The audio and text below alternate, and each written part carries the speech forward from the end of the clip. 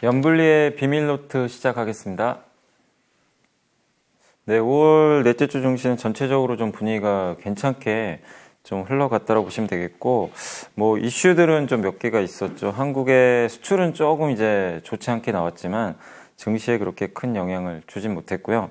중국의 그 마이크론 제재가 좀 있었죠. 예, 그렇지만 이 부분이 뭐 주식시장 자체에 큰 뭐 악재라기보다는 오히려 좀 뭐 하이닉스나 삼성전자 좀 반사이익 아니냐, 이런 좀 기대감도 일부 좀 작용을 했던 것 같습니다. 그리고 한국은행이 이제 금통위에서 이제 금리를 동결로 이제 결정을 했고, 계속해서 아마 좀 동결적으로 좀 당분간 가지 않을까 하는 그런 전망들이 있었습니다. 그리고 한알령 이슈가 좀 있었습니다. 그래서 이번 주에 좀 중국 소비주들이 좀 다시 한번 좀 급락하는 그런 모습이 나왔고, 근데 이번 주는 이제 뭐니 해도 그 엔비디아가 뭐 놀라운 그 실적 발표를 하면서 주가가 급등을 했고, 거기에 관련된 우리나라의 뭐 삼성전자, 하이닉스, 특히 하이닉스는 이제 모처럼 그 10만 원을 이제 돌파하는 그런 움직임이 나왔던 것 같고요. 그리고 외국인들이 이제 반도체를 또 집중적으로 매수를 했죠. 그래서 사실 이번 주는 전체적인 증시가 좀 강세를 보였지만 결국 반도체가 모든 걸 좀 결정한 그런 좀 한 주가 아니었나라고 말씀을 드리겠습니다. 네, 누리호가 어쨌든 좀 하루 연기가 됐죠. 그래도 다행히 잘 이제 수정을 해서 발사에 성공을 했고, 이번엔 진짜 인공위성을 좀 탑재한 거잖아요. 그래서 의미가 더 크지 않나, 이렇게 좀 보여지고, 어쨌든 이제 우리나라도 이제 결국 완벽한 이제 어떻게 보면 이 발사체를 이제 보유한 우주 강국으로 도약을 이제 했다라고 보시면 좋을 것 같고, 그동안 이제 러시아 기술에 많이 의존을 했었잖아요. 이제 여기서 벗어났고, 또 이걸 기반으로 해서 다양한 이제 그 인공위성들을 또 쏠 역량을 좀 이번에 입증을 했다라고 보시면 되겠고, 또 이제 3분기에 스타링크가 이제 이 위성 인터넷이죠.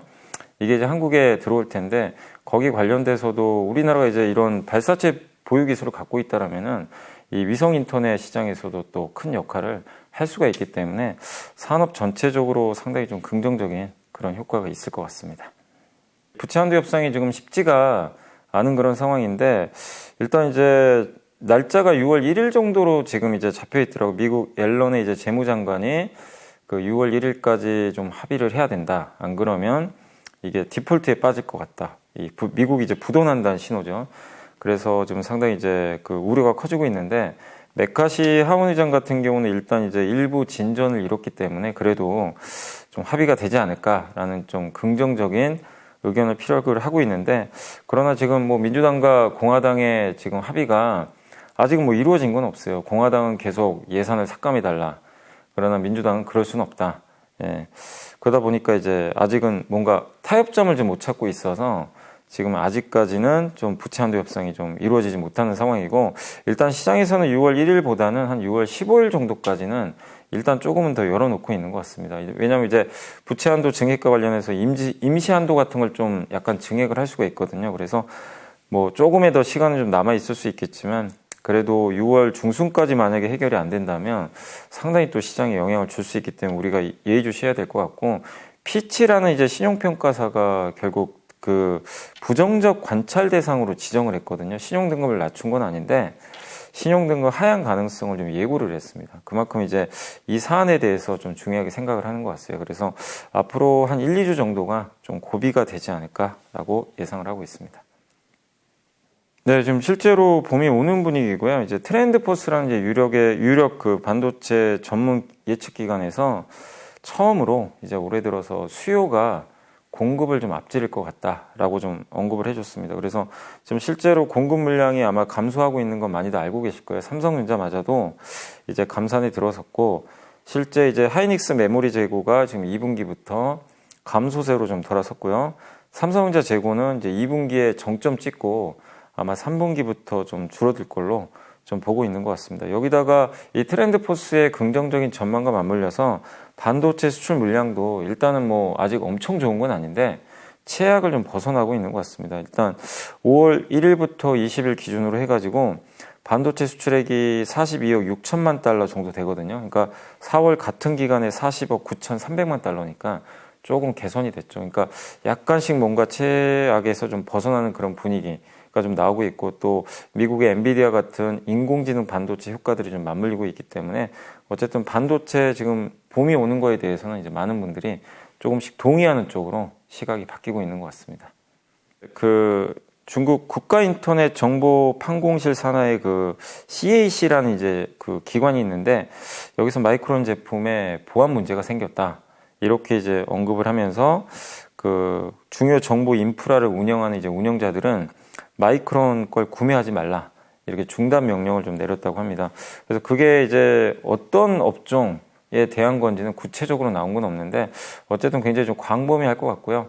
이 마이크론 같은 경우는 중국 매출 비중이 한 11% 정도 되기 때문에 꽤 높은 편이거든요. 이게 홍콩으로 또 우회하는 것까지 합치면 20%가 아마 넘는 걸로 추정을 하고 있습니다. 그래서 마이크론에 대한 이제 그 이런 규제는 결국 미국을 겨냥했다고 보시면 되겠고, 사실 미국은 지금 중국의 반도체 장비 수출을 규제하고 있고 중국은 이제 마이크론을 직접 겨냥하는데, 다만 이제 중국 입장에서는 이렇게 할 수 있는 이유 중에 하나가 마이크론 걸 안 쓰면 삼성 하이닉스 걸 쓸 수가 있거든요. 왜냐하면 대체제이기 때문에. 그래서 아마 이런 카드를 좀 썼던 것 같은데, 당분간 이런 좀 불협화음이 좀 있겠지만 그 가운데서 한국 걸 또 안 쓸 수는 없기 때문에 한국 반도체 업체들한텐 단기적인 수혜가 아닌가라고 예상을 하고 있습니다. 네, 미국과 이제 EU가 무역기술위원회 회의를 통해 가지고 중국 등 그 적대국에 대한 해외 투자 접근 경로를 좀 규제한다라는 그런 방침을 좀 정했다고 합니다. 그래서 이게 이번 달 이제 30일하고 31일 날 회의를 좀 해서 이 중국에 대한 좀 견제를 좀 할 그런 이제 그 어떤 구체적인 안들을 좀 내놓으려고 좀 하는 것 같은데, 일단 반도체 시장에서 좀 중국이 좀 시장 경쟁을 좀 저해하고 있다라는 그런 좀 규제를 발효할 가능성이 좀 높다라고 좀 하고 있습니다. 또 특히 이제 요즘에 그 디리스킹이라 그래가지고 디커플링이라는 용어는 많이 들어보시죠. 디커플링이 이제 서로 반대로 가겠다는 거잖아요. 근데 디리스킹은 이제 그거보다는 경제적으로는 서로 할 거는 하고 대신에 좀 그 중국 의존도를 좀 줄이겠다. 이게 이제 디리스킹이거든요. 그러니까 아마 이것도 뭐 중국에 대해서 뭐 엄청나게 뭐 규제를 강화해 가지고 중국을 배척하겠다 이거보다도 일단 중국의 지금 뭐 EU도 그렇고 미국도 글로벌 공급망에서 중국 의존도가 너무 높은 건 사실이잖아요. 근데 그런 것들을 조금씩 의존도를 좀 낮추기 위한 좀 발판으로 마련하는 게 아닌가라고 좀 보여지고, 어쨌든 지금 디리스킹으로 좀 갈 수밖에 없는 게 중국 경제를 아예 그냥 배제할 수는 없거든요. 너무나 많은 비중을 차지하니까. 그래서 아마 점진적인 시간을 두고 중국에 대한 이제 위험을 제거하면서 좀 속도 조절을 하면서 천천히 중국의 공급망을 좀 약간씩 그 탈출하겠다라는 그런 전략이 아닌가라고 예상을 하고 있습니다. 네, 미국이 이제 그 마이크로 바스트 홀딩스와 이제 추진하던 2,600억 정도 되는 규모의 계약이거든요. 이거 이제 갑자기 협상을 그 최근에 취소를 했습니다. 그러니까 이제 마이크로 바스트라는 이제 기업이 미국 테네시주에 공장을 설립했는데 하는데 여기에 이제 미국 에너지부가 보조금 2억 달러를 이제 제공하는 그런 방안을 이제 논의를 했다고 하더라고요. 근데 이제 이 보조금 같은 걸 만약에 받게 되면 GM하고 이 마이크로 바스트, 이 기업이 특수 전기차라고 하는데 여기 들어가는 이제 배터리 분리막 기술을 좀 개발을 하고 미국 내에 또 새로운 분리막 공장을 건설하는 걸 지원하는데 이 보조금을 쓸 거라고 합니다. 근데 이제 미국 입장에서는 미국의 이제 의원들이 막아선 거죠. 이 세금이 중국 공산당과 실질적인 관계가 있는 이런 회사에 자금을 지원하는 건 안 된다라고 좀 제동을 걸었다고 합니다. 그러니까 결국 이걸 보면서 우리가 느낄 수 있는 게 기업들은 사실 미국의 기업들도 결국 돈을 벌기 위해서 하는 건데 그러기 위해서 계속해서 중국 기업들과 하려고는 해요. 왜냐하면 중국이 싸니까. 근데 미국 입장에서는 정부 입장에서 그게 안 된다는 거죠. 왜냐하면 세금이 들어가야 되기 때문에. 그래서 아마 중국 기업들이 더더욱 좀 미국에 공장을 짓거나 미국의 밸류체인으로 들어가는 거는 더더욱 좀 쉽지 않은 그런 상황으로 가고 있는 것 같습니다. 조선주들 굉장히 지금 최근에 분위기가 좋은 게 일단은 그 실적이 좀 좋아지기 시작했고요. 드디어 흑자 전환에 기미가 보였고 아마 하반기부터는 더 좋은 실적을 낼 걸로 보고 있고, 그 다음에 선박 가격이죠. 수주 가격. 이게 계속해서 상승하는 모습이 나와주고 있고, 또 최근에 이제 하나오션이라고 이름이 바뀌었습니다. 원래 대우조선해양인데 여기가 이제 하나그룹에 인수가 되면서 새로운 이제 성장 동력을 좀 찾게 됐고, 사실 이제 대우조선해양의 최대 리스크는 기술력이나 이런 건 좋은데 너무 재무가 안 좋았죠. 근데 이 부분이 좀 해소되지 않을까 하는 기대감도 주가에 긍정적으로 좀 작용을 했고, 그리고 무엇보다 수주가 여전히 잘 되는데 배를 만드는 업체들이 예전만큼 많지가 않아요. 많이 줄어들었죠. 옛날에는 1000개가 넘었는데 지금 300개밖에 안 된다고 하더라고요. 그래서 이런 공급자 우위 시장이 앞으로도 지속될 거라는 그런 기대감 때문에 계속해서 조선주 주가 괜찮고, 또 과거보다 주가가 그렇게 비싸진 않은 것 같습니다. 그래서 뭐 일단 지금 물은 제대로 들어오고 있다라고 보시면 되겠습니다. 네, 대한항공 이제 아시아나 합병이 지금 좀 쉽지는 않아진 것 같고요. 미국 법무부가 합병을 막기 위해서 소송까지 좀 하려고 한다, 이런 좀 얘기가 나왔다고 합니다. 지금 이제 대한항공이 아시아나항공을 합병하려면 이제 독과점 이슈를 해소해야 되는데, 그 미국과 EU, 일본의 그 지금 독과점 심사 기다리고 있는데, 일단 미국이 제일 중요하거든요. 근데 미국에서 이게 지금 승인을 받을 수 있을지 좀 굉장히 불투명해진 그런 상황으로 좀 가고 있는 것 같고요.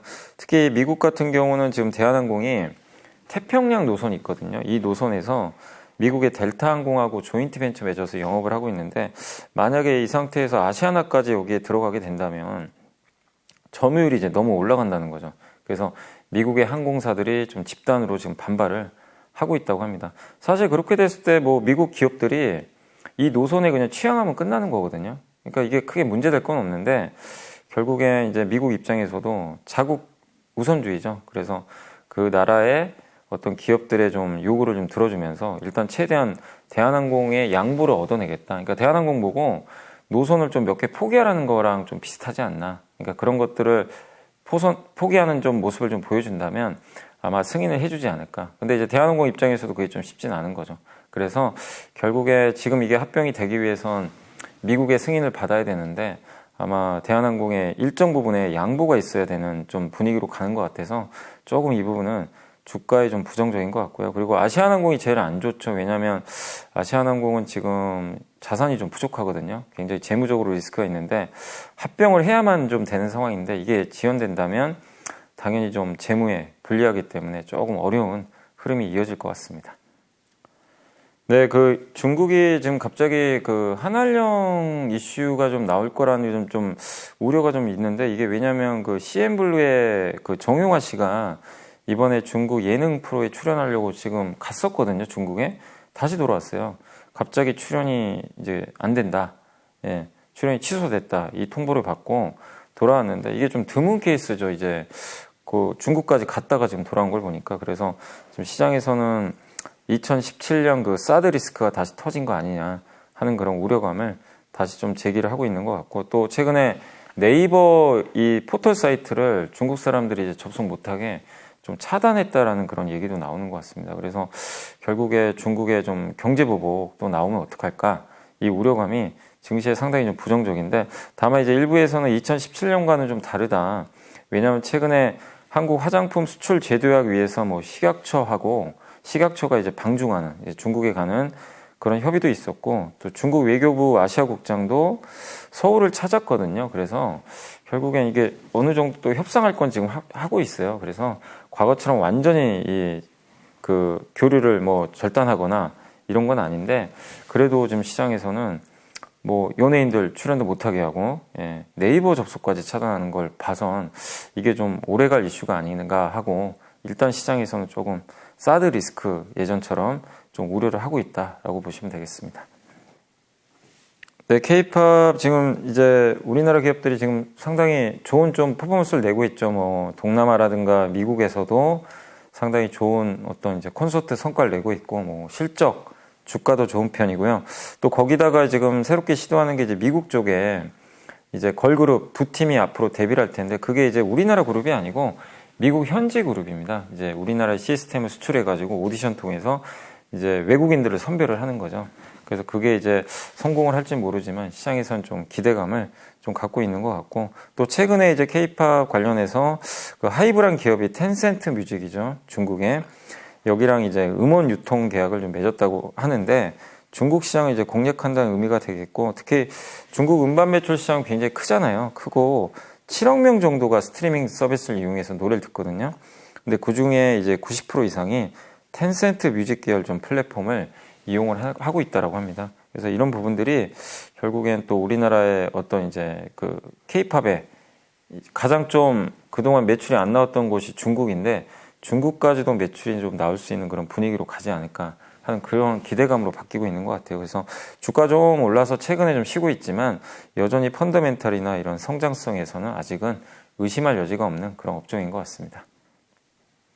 네, 5월 1일부터 이제 20일까지 수출 데이터는 마이너스 16% 정도 감소를 했고요. 일단 그 일평균 수출액도 13.2%로 좀 좋은 모습은 아닙니다. 그리고 7개월 넘게 지금 무역 수지가 그 수출이 지금 7개월 넘게 지금 계속해서 마이너스 흐름을 보여주고 있고 무역 수지도 14개월 넘게 적자거든요. 그러니까 아직까지는 개선되는 모습이 좀 나오질 못하고 있다라고 보시면 되겠고 특히 반도체가 지금 9달 연속 마이너스인데 1년 전보다 35.5% 아직은 감소를 해 있고요. 석유, 무선통신기기 다 지금 좋지 않은 흐름인데 다만 거의 유일하게 좀 좋은 쪽이 어디냐면 승용차입니다. 자동차 쪽은 무려 54.7%나 수출이 좀 급증을 했다. 그러니까 자동차 제외하고는 좀 사실상 안 좋은데 근데 아시겠지만 자동차는 대부분 중국을 제외하는 국가로 많이 수출이 되는데 중국에 관련된 이 어떤 제품들은 수출이 다 안 좋습니다. 결국 중국의 리오프닝 효과가 좀 크지가 않거든요. 그래서 중국이 결국 우리 한국 제품을 좀 사줘야 되는데 그게 안 나오다 보니까 이 부분이 계속해서 좀 부담으로 작용하는 것 같습니다. 결국 대중 무역 적자가 좀 해소될 때 우리나라 수출도 개선되지 않을까라고 예상을 하고 있습니다. 네, 일본이 이제 돌아왔다라는 얘기가 좀 많은데 그 배경은 뭐냐면 일단 1분기 그 일본의 GDP가 0.4% 정도 올랐거든요. 근데 이걸 연환산하면 1.6%나 됩니다. 그래서 어떻게 보면 우리나라가 지금 1.4% 예상하거든요. 그러니까 이제 일본이 더 지금 성장률이 높게 나오는 그런 분위기로 좀 가고 있고 그리고 일본은 이제 많은 분들이 수출 주도형 국가라고 생각하시는 분도 계시겠지만 그게 아니고 일본은 내수 국가입니다. 예, GDP의 절반 이상이 개인 소비에서 나오거든요. 그래서 그 정도로 내수가 중요한데 일본도 지금 리오프닝 하고 있는데 여기에 또 관광객까지 엄청나게 가고 있죠. 그래서 그 특수를 톡톡히 누리고 있는 것 같아요. 그래서 내수 부양 효과가 좀 커지면서 상당히 좋고 또 거기다가 탈중국 대안으로 많이 거론되는 것 같아요. 그래서 이 중국을 대체할 국가로 지금 요즘에 인도가 나오는데 최근에 또 일본도 부상하는 게 얼마 전에 일본에 또 19조 원 정도 기업들이 글로벌 반도체 기업들이 투자하겠다라고 했기 때문에 일본으로 돈이 몰리는 것도 하나의 호재인 것 같고요. 또 엔저죠. 지금 엔화가 다시 약세 보이면서 이런 부분도 중국 수출 기업한테는 더 좋겠죠. 그래서 일본의 토픽스 지수가 1990년 8월 이후 33년 만에 최고치를 경신할 정도로 어쨌든 일본의 부활이 좀 놀라울 정도로 좀 굉장한 지금 상황인 것 같습니다. 자, 먼저 이번 주 외국인들이 가장 많이 매수한 주식 10종목을 살펴보도록 하겠습니다.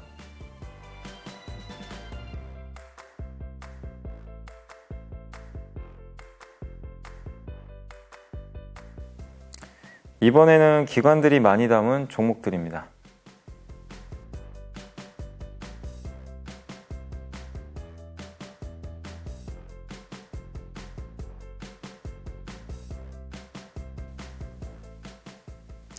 개인들이 이번 주에 많이 매수한 종목들을 살펴보겠습니다.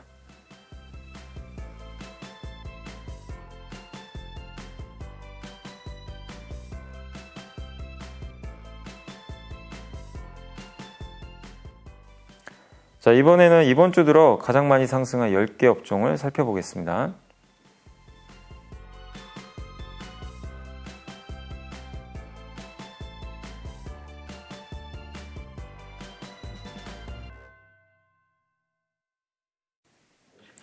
네, 이번 주에는 이제 다양한 좀 테마주들도 좀 올랐는데 그래도 이제 연속해서 좀 주가 상승이 좀 나올 만한 좀 업종으로는 일단 그 챗 GPT 관련주들, 왜냐면 이제 엔비디아 효과가 좀 있기 때문에 아마 이게 다음 주까지는 조금 더 연결이 좀 될 걸로 좀 보고 있고, 그 다음에 이번 주에 좀 그 좋았던 업종 중에 하나가 면역 항암제입니다. 바이오 쪽인데 신약 관련된 이제 이슈들이 또 다음 주에 또 학회가 있거든요. 그래서 면역 항암제 관련주들도 좀 눈여겨보시면 좋겠고, 역시 그리고 이번 주에 또 좋았던 섹터가 그 반도체 대표주죠. 예, 그래서 반도체에 대한 이제 분위기가 바뀌고 있어서 다음 주도 긍정적인 흐름 기대가 되고, 마지막으로 조선업종도 아까 이제 물이 들어왔다라는 이제 표현처럼 이게 뭐 일회성은 아니기 때문에 다음 주에도 연결이 되지 않을까라고 말씀을 드리겠습니다.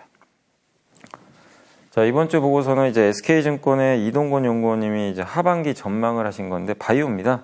제목은 넥스트 웨이브라는 이제 제목이고, 여기서 이제 주목하실 거는 이제 휴미라 바이오시밀러라 그래가지고 그 세계 최고, 그러니까 가장 큰 그 신약이죠. 그래서 이 류마티스 관절염 같은 거 치료하는 신약이거든요. 이게 근데 그 올해 1월에 미국에서 특허가 만료가 됐어요. 그래서 이제 복제약이 나오는데 그거를 셀트리온하고 삼성 바이오 에피스가 이제 개발을 했고요. 뭐 삼성 바이오 에피스는 2019년에 허가를 받았고, 그 다음에 셀트리온은 이제 이번 주에 승인을 받았습니다. 미국 FDA에서. 그래서 7월에 아마 출시를 할 걸로 예상을 하고 있습니다. 근데 이제 이 제품들 같은 경우는 셀트리온이나 삼성 바이오 에피스가 워낙 또 제품 경쟁력이 좀 뛰어나다고 하더라고요. 뭐 통증도 좀 없고, 그 다음에 고농도라 그래서 이게 저농도 제형은 매일 맞아야 될 수 있거든요. 근데 고농도는 이 농도가 높기 때문에 일주일에 한 번만 맞아도 된다고 합니다. 그런 경쟁력이 있어서 상당히 좀 유의미한 좀 실적을 내지 않을까 이렇게 보고 있고, 다만 변수는 미국의 보험 등재가 돼야 되거든요. 그러니까 미국은 민간보험 목록에 좀 등재가 돼야 돼요. 의사들이 처방을 좀 해주는데 거기에 등재가 되느냐가 좀 성패를 가르는데, 특히 셀트리온 같은 경우는 워낙 공급도 지금 잘하고 있고 자체적으로 CMO도 하거든요. 거기다가 그동안 미국에서 파이프라인도 많이 만들어 본 경험도 있고, 자체적으로 셀트리온 헬스케어의 이제 그 유통망을 또 활용할 수 있어서 이 가격적으로도 좀 저가에 공급할 수 있다라는 그런 좀 경쟁력을 갖고 있는 것 같습니다. 그래서 이 결국 셀트리온이 이번 좀 휴미라 바이오시밀러에서 좀 좋은 결과물로 도출하지 않을까 이렇게 좀 보고 있는 것 같고, 그 외에 이제 그 다양한 신약 개발 회사들이 있거든요. 뭐 레고캠 바이오나 한미약품, 뭐 메드팩도 이런 기업들의 또 신약 성과, 또 유한양행, 오스코텍, 한올바이오파마 이런 기업들의 신약 그 성과들이 올해 또 공개가 하반기에 된다고 하니까 좀 관련해서 좀 지켜보시면 좋을 것 같고요. 그리고 일단 종목으로는 여기서 이제 탑픽으로 잡아주신 건 바이오시밀러 쪽에서는 셀트리온과 이제 셀트리온 헬스케어를 좀 제시를 해줬고요. 바이오텍 신약과 관련된 기업 중에서는 유한양행, 한미약품, 한올바이오파마, 레고캠바이오, 큐리언트를 좀 제시를 해줬습니다. 그리고 CMO죠. 예, CMO 관련해선 그 삼성바이오로직스, SK바이오사이언스를 탑픽으로 제시를 했습니다. 네, 엔비디아가 정말 놀라운 이 주가 상승과 실적을 좀 보여줬는데, 대부분의 그 반도체 기업들의 실적이 안 좋았거든요. 엔비디아는 이제 반대로 너무나 좋은 실적을 좀 냈습니다. 많은 기업들이 역성장을 했거든요, 매출이. 근데 엔비디아는 이번에 19% 매출 성장을 기록을 했고, 또 더 놀라웠던 건